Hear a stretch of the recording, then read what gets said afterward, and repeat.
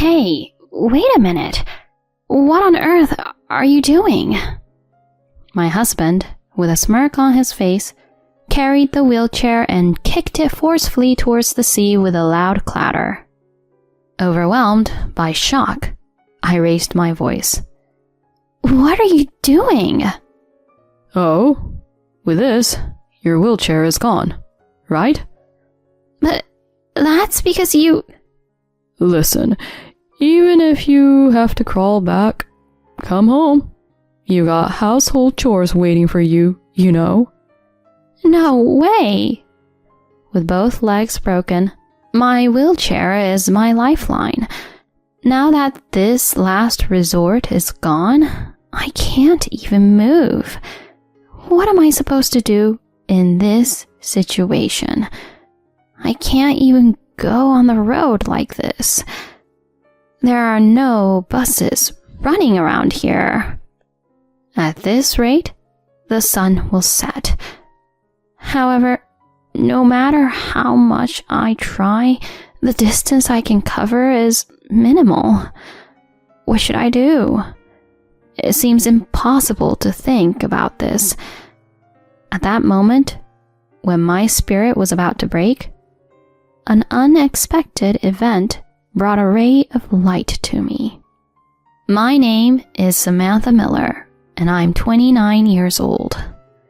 After graduating from university, I once worked for a major company, but resigned when I got married. Since then, I've been living an ordinary life as a housewife. It's been 2 years since I married Maxwell, my husband. The reason I quit my job was because of his words. When we get married, I want you to quit your job and take care of that house. Huh? Does that mean becoming a full-time housewife? Yeah. I can handle the income somehow. More than that, I want to build a home where meals are ready when I come back. But if that's the case, I could still continue working. No. Wouldn't you feel uneasy with various things if you had a job? I think it would be emotionally easier to just do the housework. Well, that's true, but my husband works for the company run by his father. He's in a position to become the president soon, having received a high position at a young age. In my case, there is income, and it will likely continue to increase in the future. Even if we have children, we can live comfortably with his income. Perhaps I don't need to force myself to continue working at this point. I didn't dislike my job, but it wasn't a profession I was particularly passionate about. In that case, I aim to shape the process as closely as possible to his ideal. With that in mind, I agreed to his request for me to quit my job. I decided to quit my job and become a full-time housewife to support our household. Marriage with a person I love. Newlywed life spent leisurely doing household chores. Is it really okay to be so blessed? With such thoughts in mind, we became a married couple. However, at some point, this newlywed life started to feel like a burden. The trigger was a trivial thing. One day, about 3 months after getting married, on that day, coincidentally, when I wasn't feeling well, I arranged frozen side dishes I had purchased in advance for dinner. Upon seeing that, my husband immediately raised his voice in anger. Hey, what's this? Huh? What do you mean? This is dinner. You didn't make this, did you? Yeah. I wasn't feeling well today, so I used frozen side dishes. Right after explaining that, my husband threw the side dishes, along with the plate, into the trash. Caught off guard by this sudden action, I was speechless. Huh? What just happened? He threw away the dinner side dishes? And the whole plate? Is this a joke? Maxwell's breathing was heavy, giving off a different vibe than usual. Without understanding the situation, I somehow managed to squeeze out some words. Maxwell? Why would you do something like this? Huh? You're supposed to be a housewife, and you use ready-made frozen food, right? Are you making fun of me? No, that's not... I'm sorry, it turned out to be pre-made. But I wasn't feeling well, and I couldn't make something elaborate. Shut up. Is this what you call preparing dinner? All you did was arrange ready-made side dishes, right? You're not even trying to give off the feeling like you did something proper. I'm sorry. An intense fear shook my entire body. Did he get so furious over this? I had never seen him like this before. Sure, I did something wrong. Admittedly, the side dishes were already made. But I also cooked rice, made soup, and prepared some side dishes in advance. Why is he so angry just because one side dish was frozen? I had questions for my husband, but it wasn't a situation where I could confront him. In the end, he went out to eat alone. From that day on, my husband's domineering attitude worsened day by day. I was no longer addressed by my name, but rather with "Hey" or "You," treated like a housekeeper. Even after 2 years of marriage, nothing changed. If anything, it became worse than it was back then. One day, as I was preparing breakfast, my husband, who had just woken up, suddenly said something like this. "Hey, hurry up and get ready." Huh? Get ready for what? Obviously, get ready to go out. I told you to prepare because we're going to my parents' house. To your parents' house? Wait, I didn't hear anything about that. Shut up. Just move as I instruct you to. Instead of making a bad meal, hurry up and get ready. Yes. Once it gets to this point, arguing back will only antagonize him. I quickly took off my apron and began preparing to go out. I finished getting ready in about 20 minutes, but my husband's mood was worse than before. He had been complaining the whole way to his parents' house. A few hours later, when we arrived at his parents' house, they warmly welcomed us. At his parents' house, Maxwell played the role of a good son and husband, so I felt relieved. As we chatted over tea that his mother made, his father brought up a conversation with me.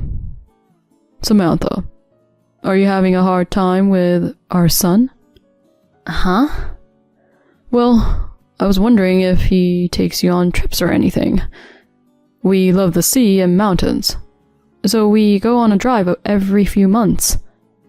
Is that so? I'm sure your wife must be delighted. It would be nice if that were true. Lately, she just sleeps in the passenger seat, so it's a bit lonely. Your wife is busy every day too. As we were having this conversation, I noticed that my husband was glaring at us with a sharp look. It was as if he was saying, "Don't say unnecessary things." I don't intend to expose my husband's true nature to my in-laws. I am the one who receives his abusive remarks and unkind actions, and only I know about them.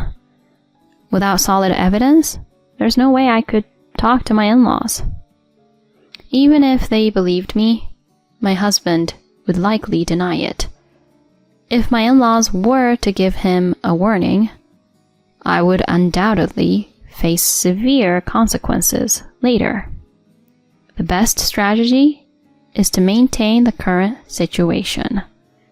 To do that, I must avoid saying unnecessary things in front of my in-laws.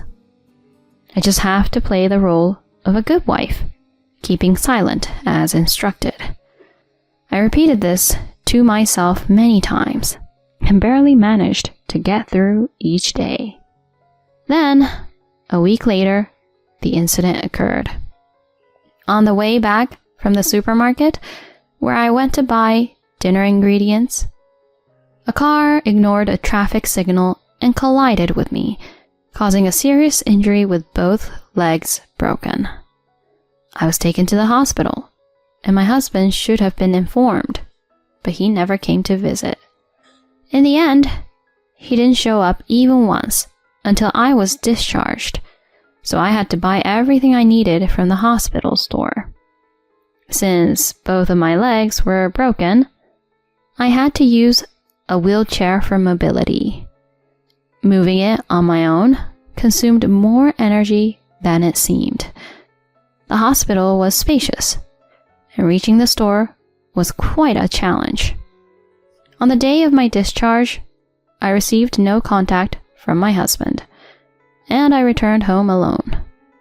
When I got home, my husband, despite it still being daytime, was drinking beer and snacks in hand. Finally, you're back. In his tipsy state, unable to endure his mocking, I involuntarily raised my voice. Hey, isn't this going too far? I had an accident, you know. Huh? So what? There were no life-threatening injuries, right? That's what I heard, so I didn't bother visiting the hospital. Normally, when a family member has an accident, you rush to be with them, right? Do you have any idea how I spent these 3 weeks? And what's wrong with that? Just so you know, I had to do all the housework by myself for 3 weeks, because there was no maid. Maid? My husband clearly said that to me. Not wife, but maid. Tears welled up with anger and sadness, blurring my vision. I headed straight to the bedroom and cried myself to sleep that day. Having cried myself to sleep last night, my head was pounding in the morning. With no motivation to do anything, I lay in bed, and my husband called out from the bedroom door. How about going for a drive to clear your mind? Huh? A drive? Didn't I talk to my parents about it before? Going for drives regularly or something.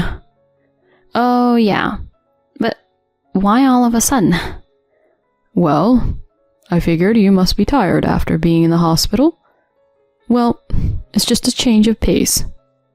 I couldn't believe my husband was making such a suggestion. I was too surprised to find the right words. I was genuinely happy that he understood my feelings. Yeah, let's go. All right then, get ready. I'll be waiting. Got it. I was accustomed to operating the wheelchair, but with both legs immobile, even dressing was a struggle. Since it was cumbersome with separates, I chose a one-piece dress that I could put on easily. From the house to the car, my husband pushed the wheelchair for me. Did he reconsider because of what happened yesterday? His casual kindness warmed my heart. Perhaps Maxwell had also reconsidered. Could our relationship as a couple move in a positive direction? Although the accident was tough, if I can live happily with Maxwell from now on, there's no point in always thinking negatively. I've decided to enjoy the drive with my husband to the fullest. A few hours later, We've arrived. my husband parked the car and took the wheelchair out of the trunk. We had arrived at a high point along the coast. Before us, the vast sea stretched out. Wow, it's so beautiful. Right? My dad showed me this place. Amazing. Thank you, Maxwell. As I expressed my gratitude again, my husband smiled slightly. But in the next moment, he roughly grabbed the wheelchair and moved it towards the cliff. Unable to move, I remained in the passenger seat of the car and shouted, "Wait a minute, what are you doing?" While grinning, he moved the wheelchair towards the cliff and kicked it forcefully towards the sea. In shock, I raised my voice. "What are you doing?" Well, now your wheelchair is gone. But you're the one who... Too bad. Your legs are already gone, right? This is terrible. Why would you do such a thing? My tearful cries seemed to annoy my husband, who responded with an indifferent expression. Did you seriously think I brought you here because of my parents? What do you mean? You carelessly had an accident on your own, avoided housework for 3 weeks. It's only natural to face the consequences, right? Careless? Someone disregarded the signal. And I didn't neglect housework at all. Shut up. Keep your mouth shut, okay? Crawl back home if you have to. You've got some value left in you. How could you? My husband dragged me out of the car and left me there. Then he got into the driver's seat, started the engine, and drove back along the same road. Please, Maxwell, wait! No matter how many times I shouted, my husband just grinned and looked at me. My pleas were in vain as he continued back along the same road. For me, with both legs fractured, the wheelchair was a lifeline. Now that this lifeline was gone, I couldn't even move. What am I supposed to do in this situation? I can't even reach the road. This area doesn't even have buses running. At this rate, it will be dark soon. However, no matter how hard I tried, the distance I covered was minuscule. What should I do? It's impossible to figure this out. Tears fell uncontrollably, and I bit my lip hard. A faint taste of blood lingered. The anger against my pitiful state and my husband's heartless actions wouldn't subside. This is not a joke. How much more does he want to belittle me? If this continues, Just when I felt like my spirit was about to break, a car stopped in front of me. Samantha? Is that you, Samantha? A man approached with a surprised expression. It was none other than my father-in-law. Dad, why are you here? That's my line. Samantha, why are you here?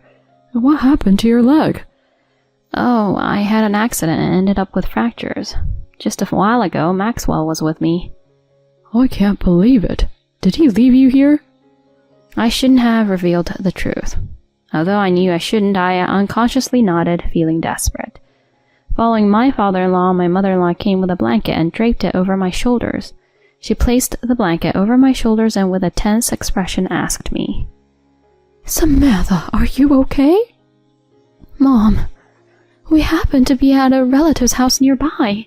This is our favorite beach. We usually stop by on our way home, and then we happened to see you." I see. Turns out my husband found out about this place from his parents. I never expected them to find me here by chance. What happened? Tell me everything. My father-in-law looked straight at me, tears streaming down his face. Summoning the courage, I opened up about the past 2 years. Actually, until I finished speaking, my in-laws listened in silence. At one point, my mother-in-law shed tears and embraced me tightly. I'm sorry. Our son put you through such a thing. Please, don't apologize, Mom. I also have my faults. There's no way you could have predicted this. You're our precious daughter. We can't let things stay like this. Thank you, Mom. Afterward, my in-laws took me in their car to a nearby spaghetti restaurant. We had a meal there, and then the three of us returned home. My father-in-law took the lead, ringing the doorbell. My husband, without any suspicion, opened the door, surprised to see us. When he saw us, his eyes widened. Why? He mutters softly, and my father-in-law raised his voice angrily. What have you done to our precious daughter? Precious daughter? I'm your precious son too, aren't I? What are you talking about? Don't spout nonsense. You're no longer my son. I won't let someone with no common sense succeed me. What? That's a joke, right? You're fired. Get out. Never show your face in front of us again. This can't be. My father-in-law kindly told me to pack my things. With the help of my mother-in-law, I packed my belongings into a suitcase as instructed, and we left the house. When I got into the car, my husband rushed toward me with a tear-stained face. He was a mess of tears, and pleaded with me to forgive him. But there was no way I could forgive him now. Perhaps there was never any love between us from the beginning. I could finally see that. Staring coldly at my husband, I uttered these harsh words. Enough! I can't easily forgive something like this, can I? I can no longer believe in you or continue to love you. Never interfere with my life again. With those words, my husband slumped weakly to the ground. Ignoring him, we headed towards my in-laws' home in my father-in-law's car. Afterward, I decided to stay with my in-laws until I could feel my legs again. 3 months later, I regained mobility and was hired by my father-in-law's company. Naturally, I divorced my husband. After being hired from his job, he is now looking for a new job and is making do with a day job. On the recommendation of my father-in-law, I am now in the process of filing a claim for alimony to Maxwell via a lawyer. Regarding being abandoned, my in-laws will act as witnesses, so it's only a matter of time before he is held accountable for his actions. I may have made a mistake in choosing a life partner, but thanks to that, I've met wonderful in-laws. I hope to continue to cherish this relationship and repay it while working for my father-in-law's company.